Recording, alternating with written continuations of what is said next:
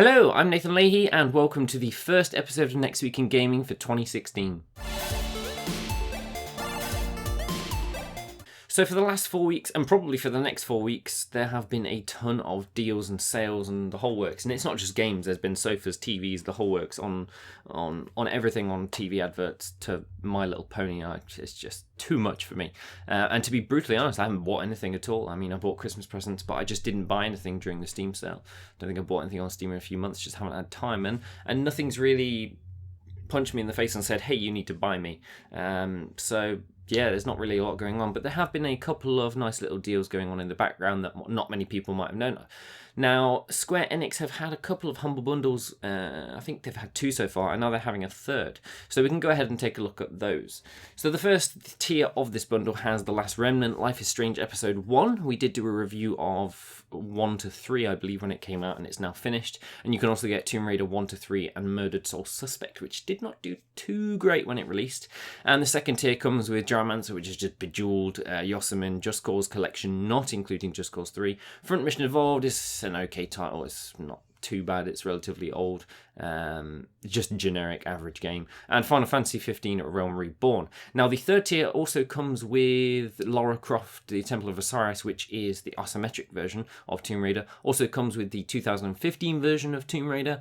And it's also going to come with Hitman Absolution, which is a relatively old game that was just tossed away for every graphics card that people bought back in 2013 or 14. I can't remember when it was. I had 3 codes because buying graphics cards, and it was just have it.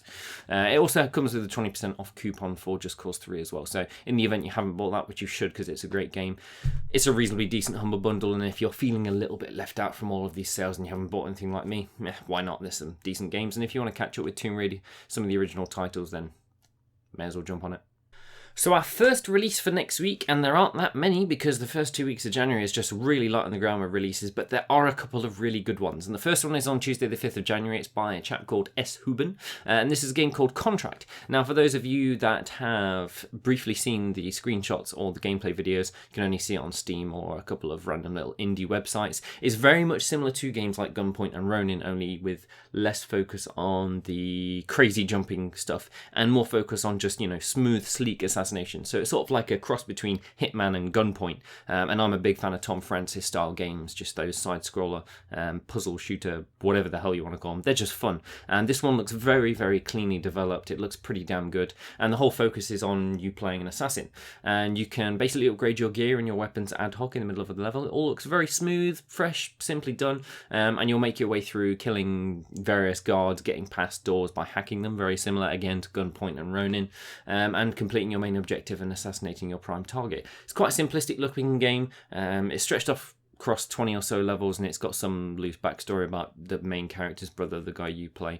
And all in all, the story might not be great, but it does look like a very clean and sleek title. So if you are a fan of stuff like Gunpoint, Ronin, and the upcoming Heat signature, then this is definitely a game I would highly recommend to you. So this next title is a rather interesting one, and it's coming out on Friday the 8th of January. This is by a guy called Blake Garner, I believe, and it's called Chiptune Champion. Now this is a game very similar to Guitar Hero or Rock Band, except for the PC, and where those 2 main AAA titles went into the mainstream and indie style music, this one's gone straight for the chiptunes and all those demos that you might have heard on old game cracks, if you remember that sort of stuff. And this is played on keyboard. You can use the F1 to F5 keys, and I actually used to play a game very similar to this, which I'll mention in a moment. Now this has 40 tracks that it comes with automatically. It also has like a weekly and monthly leaderboards, and most interestingly, it has Steam Workshop integration, which means that if the game gets a decent enough following, you're going to get a lot of people not just making their own chiptunes, but then tracking them so that they can be imported into the game. So you could end up with a limitless supply of content depending on how well the community picks up the workshop detail. So it's, retro in its nature. It looks a bit like Super Mario Wonderland, but it looks really, really quite, well-founded. It seems to be a game that's going to make a very good skeleton for something, and it's going to be mainly up to the presence of the players in order to bring a lot of stuff to it. But interestingly, I just want to mention a game called Threats on Fire. It is free, you should go ahead and check it out, download it. And this is a game that was developed for free. It's on SourceForge, I think. And this again uses the keyboard and mouse. Well, just the keyboard really, so you can play a typical Guitar Hero game. Looks exactly the same, not quite as fancy in terms of the graphics department. But interestingly enough, if you have your original Guitar Hero 1, 2, 3, 4, you can rip all of the OGGs, or can't remember what file types they are, from those discs and use them in Threats on Fire, so you have a massive library. Anyway, that's digressing. You should definitely check out Chiptune Champion if you've been waiting for Guitar Hero for PC and you're a big fan of chiptunes like me. So on to our review title for next week, which will be Vector 36. This is a game by Red River Studios, and it's going to be, our review will be up on Thursday the 7th of January.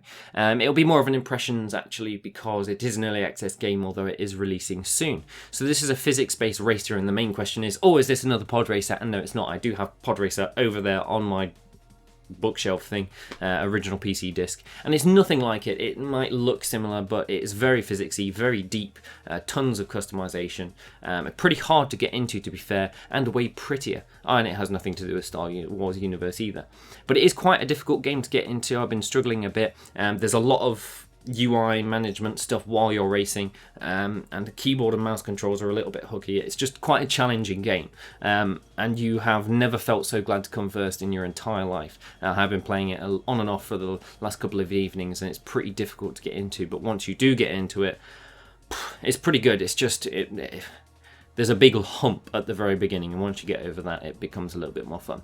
But it does have full VR support as and when it does get released in a couple of months. And so if you are an Oculus Rift potential buyer, Vector 36 is really one of those games you'll probably want to keep on your roadmap. And this game is going to hopefully come out around a similar sort of time. And it's just going to be the big racer game for the Oculus Rift, I think, maybe. So it might be worth checking out our article if you are one of those people. Before we wrap up, I just wanted to do a little piece on all of the games that I'm looking forward to in 2016. We won't necessarily be reviewing this list, but if you go to the original article link below, read the full article. I have made a little list and a couple of links to a few of the websites for each of those games that I have mainly been looking forward to. And there's a few games that are releasing for this year that not many people realise are releasing, like A-Tier and Shadwen and Stellaris, and just tons and tons of others. RPS have also done a massive rundown of all of the games in 2016 that are releasing that they've been particularly interested in, and they're separated into genres, and as is similar but tiny and far less organised. So yeah, we'll hopefully be reviewing as many of those games on that list as possible, but well worth checking them out if we don't get a chance to review or even play them. So hopefully that list will at least enlighten you of all the crazy different stuff that's coming out next year. Or this year. God, it's 2016 already. So that's it from us at NextPowerUp. Join us next week on Thursday for our impressions of Vector 36, and of course next week on Saturday for our next Week in Gaming episode. As usual, leave your comments in the section below for what you guys have been playing. The last 2 weeks off, it's literally just been Warlords of Draenor and Grim Dawn. In case I didn't mention, Grim Dawn is actually content complete, and it will be releasing in February, I think. And it is looking really good right now. Me and 2 other friends have been playing it all over the Christmas holiday. And the devotion system is awesome, and the faction system is awesome, and everything just feels good. It's a really good successor to Titan Quest. So if you are into that scene of Path of Exile, Diablo, and every other game I can't think of off the top of my head right now, definitely do give Grim Dawn a go, because it's in a really great place right now, and I think when it releases, it's really gonna set itself apart, which is quite a challenge in this day and age of hack and slash RPGs. Anyway, I digress. We'll see you guys next week, and hopefully you've had a pleasant Christmas and a New Year, and we look forward to giving you plenty more articles in the next 52 weeks to come.